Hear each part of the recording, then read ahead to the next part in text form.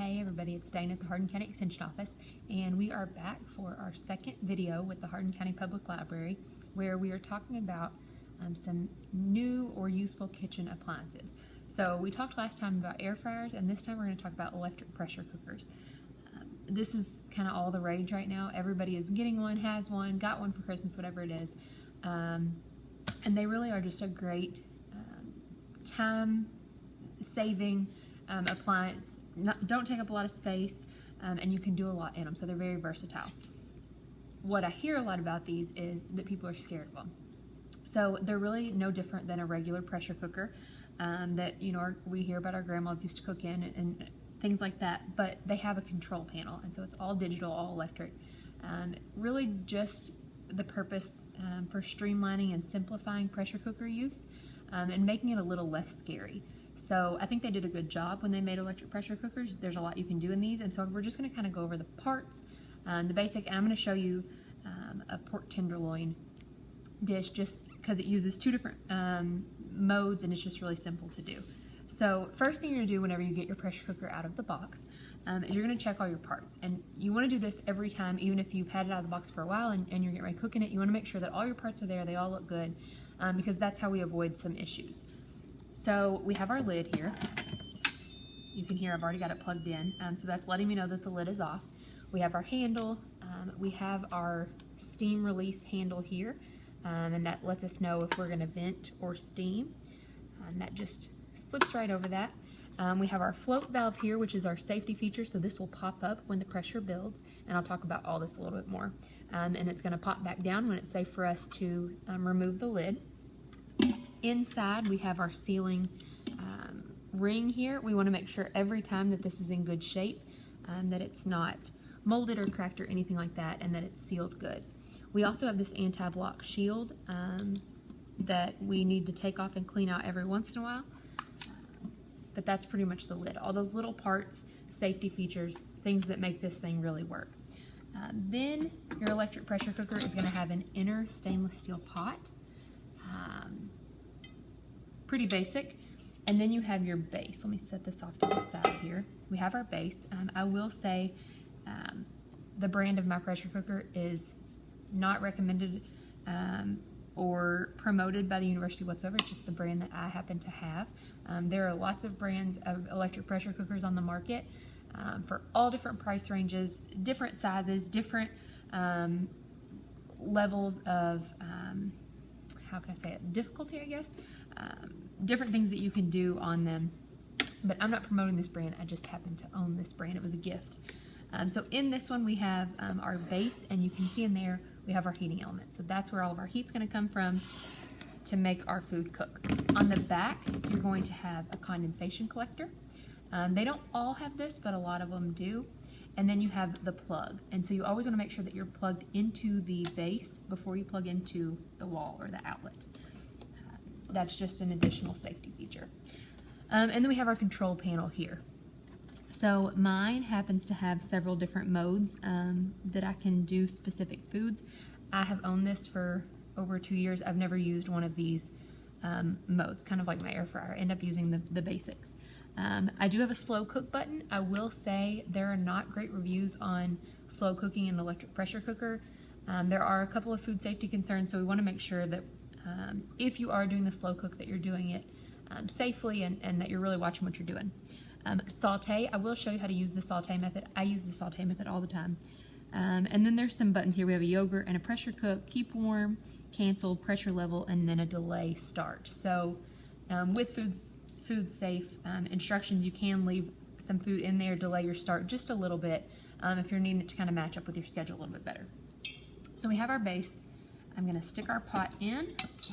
I'm going to show you the lid just locks on, and it has markers here that let you know when it's locked and unlocked, or open, closed, whatever it is. And then you heard the little jingle that it did to let me know that my lid is either on or off.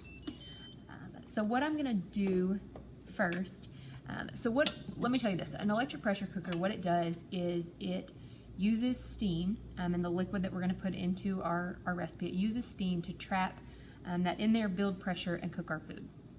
So There is a minimum amount of water or liquid that you have to have in your pot. Every pot is different, so make sure you read your owner's manual for your pot to know how much liquid it has to have. For example, my pot has to have 18 fluid ounces of liquid, whether that be water, some sort of marinade, juice, anything like that. It can't be a really thick sauce because there's not a lot of water content there, but it can be like the juice from fruits and vegetables, or some sort of cooking sauce, anything like that. I'm going to use water today just for ease, but I typically use some sort of broth or stock, or even a soda, depending on what I'm making. So I've got my pot in here. I'm actually going to saute first. I'm going to demo a pork tenderloin, very simple, just because it does use those two different methods. So for me, I've got it plugged in. I'm going to press the saute button. You're going to see it's going to come up with some time. I've got it on normal, which is what I want. There are 3 cooking modes here: less, normal, and more. Your owner's manual will tell you what those mean in terms of tenderness of your meat or doneness of whatever food it is that you may be cooking. So for the saute, I want it on normal. If I wanted to switch it, I just have those little controls right there. It's now on. It's going to start to heat up. When you are in saute mode, you never have the lid on. You can use some sort of glass lid with a hole for venting if you want, but you never actually use the equipment lid when sauteing. If you do, it'll give you all kinds of those jingles and warnings to let you know not to do that. So this is going to heat up. You can put a little bit of olive oil in here if you want. I'm going to go ahead and stick my pork tenderloin in there. You'll hear it start to heat up. The only purpose of sauteing for me for this is just to really trap those juices in, trap some flavor in. It kind of browns the outside and puts a good crust on it. No different than pan searing or anything like that in traditional cooking methods. While I wait for this to heat up, I'm going to tell you a couple of things. They've done several tests, and they've figured out that running an electric pressure cooker is more energy efficient than using your stove or your oven. You don't heat up your house as much, so you're not having to run your AC, and it just takes less electricity to heat this actual appliance than those. So that is a nice saver, money saver for that. It also does retain some nutrients. There aren't a ton of studies on it. You can hear this start to heat up. There aren't a ton of studies on it, but they do believe that it retains quite a bit more nutrients because they figured out that it isn't how hot or anything like that that's taking away the nutrients. It's how long you actually cook the food. And since electric pressure cookers help us cook food so much quicker, we're not cooking as long, we're retaining a little bit more of that flavor or those nutrients. So I'm gonna just keep this from sticking because I didn't put olive oil in here first. And I'm just gonna let that cook for 2 or 3 minutes on each side, and then we'll switch it over into pressure cook mode and we'll go from there. So there is no liquid in this during saute. Like I said, unless you did olive oil or something, it really is just that searing, trying to get that crust on there. Another thing about these, a lot like the slow cooker or air fryer recommendations, we want to make sure there's nothing around. We want to make sure that the plug is in good shape, that everything works well before we do anything. You can do meat, you can do soups, you can do rice, you can do yogurt, you can do pasta. I've seen all kinds of things done in electric pressure cookers. I would like to say, again, a reminder that anybody can put any recipe on the internet. And so make sure if you're using a recipe, especially in something like this where we are dealing with some pressurized situations, that whatever recipe you're using came from a .org, .gov, .edu website. That way you know that the times, the amount of liquid and everything that it tells you to do, it actually is safe, and that it's getting our food to a food safe temperature, things like that. Another thing to note is we still have to follow food safety, right? We still want to make sure our meat's the right temperature when we're done before we eat it. We want to make sure that everything is good before we put it in. We want to make sure that we're not using or trying to use the pressure cooker as a method I'm just going to flip this over here, to try to save food that's, not in great quality. If you put low quality ingredients in your equipment, it's still going to be low quality when it comes out. So I want to make sure we're using good food, good food safe, things like that. Again, I'm just browning this, sauteing it if you're just jumping on. If you have questions while you're doing this, just like the air fryer video, please ask them. I'll be watching this with you when it gets posted for the library, and I'll be able to answer those questions. Also, we'll give you some handouts in the comments and a couple of recipes as well. This pork tenderloin, I'll tell you, it's just one that was already pre-marinated just for ease, but I've done all kinds of different pork tenderloins in this with my own marinades and whatnot. So you have a little bit of leeway to play around and have some fun and do a lot of those traditional recipes that you normally cook in the oven or whatever it is in your electric pressure cooker as well. A couple things to consider, and that is, do you have the counter space for this? Will you use it? Do you find yourself a lot of times like, gosh, I've got 45 minutes to put a meal on the table. What is it that I can do? One thing to note is this kind of got, I don't know, hailed for the fact that you could have, you know, pork tenderloin done in 6 minutes. And one thing to note on that is, yes, your cook time is 10 minutes or 6 minutes, but that doesn't include the time that it takes to build the pressure. Then your cook time of 6 minutes starts, then release the pressure. So when you see a recipe of only, you know, cook time is only 5 minutes, that doesn't actually mean in 5 minutes you're going to have a meal on the table. So make sure you're looking at the whole total time for the recipe. So you can see here we've got that browned. Got it on my thing there. And so I'm actually going to turn this off. There is no off for mine. I hit cancel. That lets me know that it's off. It tells me there. And then I'm going to go into my pressure cook mode. So I hit pressure cook. Again, I can adjust the less, normal, or more, depending on how tender I want my meat to be, since meat is what I'm doing. I'm going to stick with normal. And then it's going to tell me it's burning because it's got that in there. So this is showing you some safety features that it has. I'm going to go ahead and add my liquid, which is going to make some steam. So just get ready.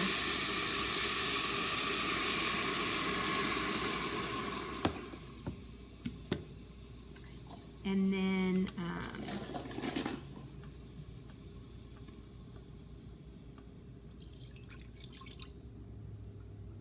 normally I add that liquid right after hitting pressure cook. So again, it's letting me know that I'm okay now.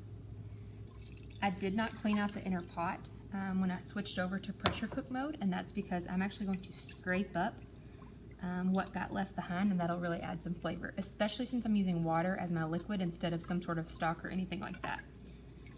So I'm just going to scrape up what got seared on there during the saute mode. And now I have this nice little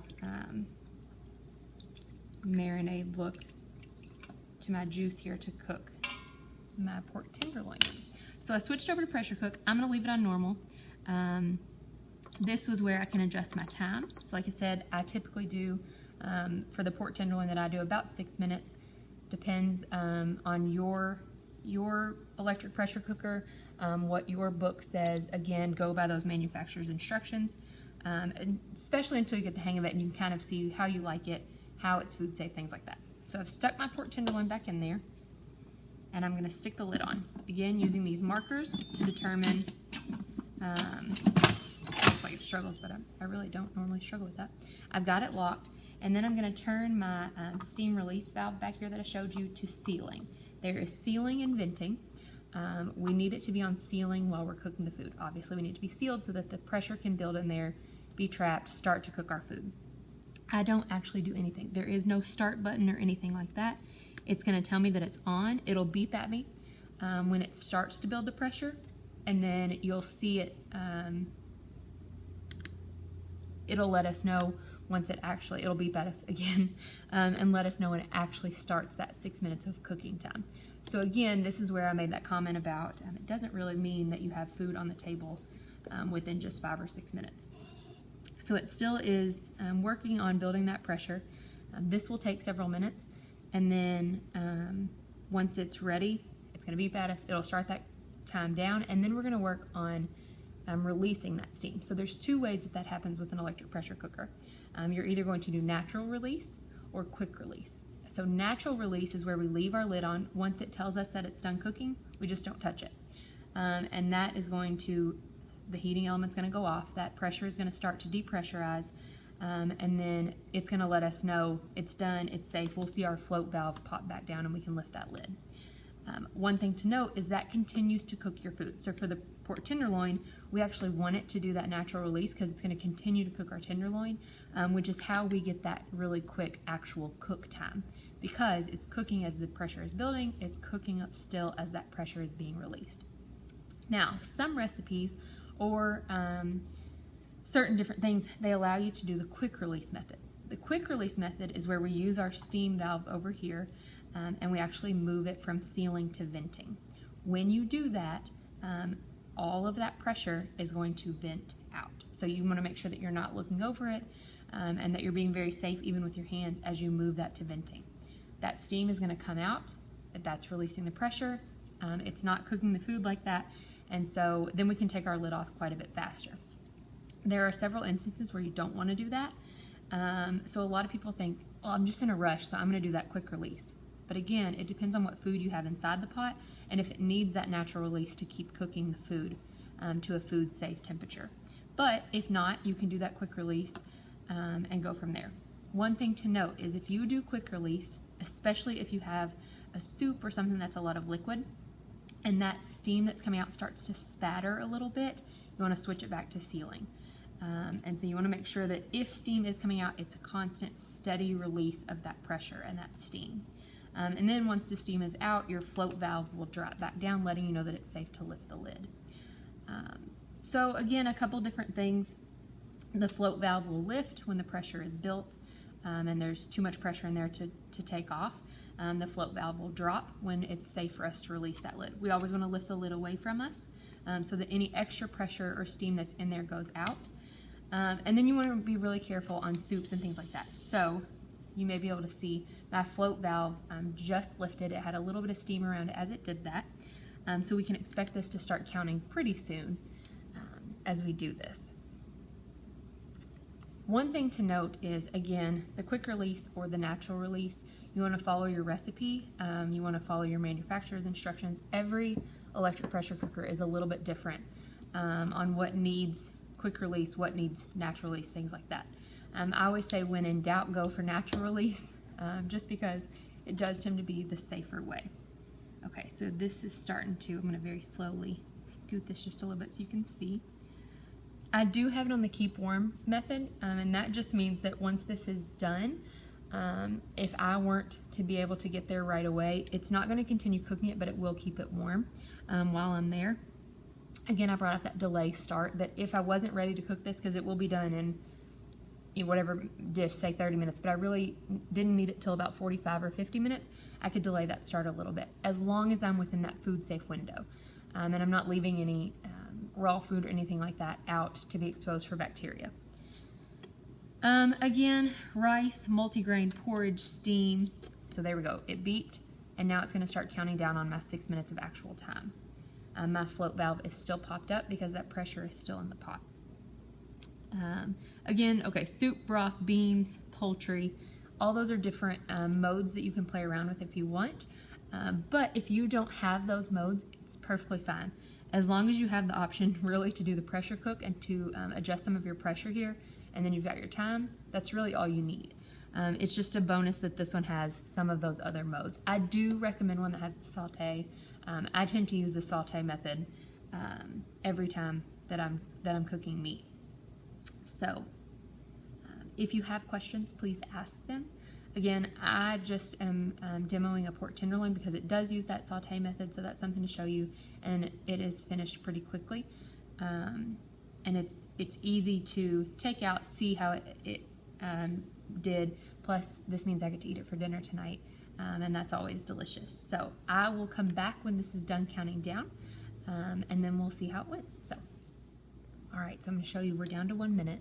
And so I'm just going to let you know what it looks like when it goes off, when the timer part goes off, but we're not immediately lifting the lid because we're going to do that natural release method. But I wanted you to see, at least for this one, how it handles that alert of letting you know that the actual cooking time is finished. So float valve is still up, steam release handle is still turned to sealing, and that's not something that we're going to touch at all. I took the liberty to do my dishes while I waited on this. So here's what it does. It is done with the actual cook time. So you can see it went to zeros, but it put this L in front. And what it's now going to do, since I'm not going to touch it, is it's going to count up. And that's going to let us know how long it's been since the cook time. And that way, if you have a recipe that says you need to do 10 minutes of the natural release, you don't have to keep that time yourself. The pot will actually do that for you. The other good part of this is some recipes will tell you that you need to do natural release for 5 minutes, and then you can help it along and do that quick release. And so it lets you know that the natural release is still cooking the food just a little bit, but it doesn't have to cook all the way for that time that it needs to depressurize, and so you can help it along at the end there with that quick release method. So sometimes you actually end up using both. I always switch to the venting before I lift the lid, just as a safety precaution. That way it gets any extra pressure that is in there out of there safely through that vent before I actually go and lift the lid. So I'm going to let this depressurize natural release for about 8 minutes or so. Again, it's still cooking my food while it's in there, and so that's why I'm not going to touch it. So again, we're going to come back to you when this is back to 7 or 8 minutes, and then I'll show you how I switch that. We'll see if there's any extra pressure in there, and then we'll see what our food looks like. Alright, a couple of things to note as we're almost done here. One of the good things about electric pressure cookers is, for the most part, every brand, besides the actual cooker base where our heating element and our plug goes into, and obviously the plug, everything is dishwasher safe. So once this is done, you can just toss everything in the dishwasher. Nothing better than that, right? So we are up to 8 minutes. Again, I told you this was counting up for how long we were letting it depressurize. And so I'm going to turn my steam release handle to venting.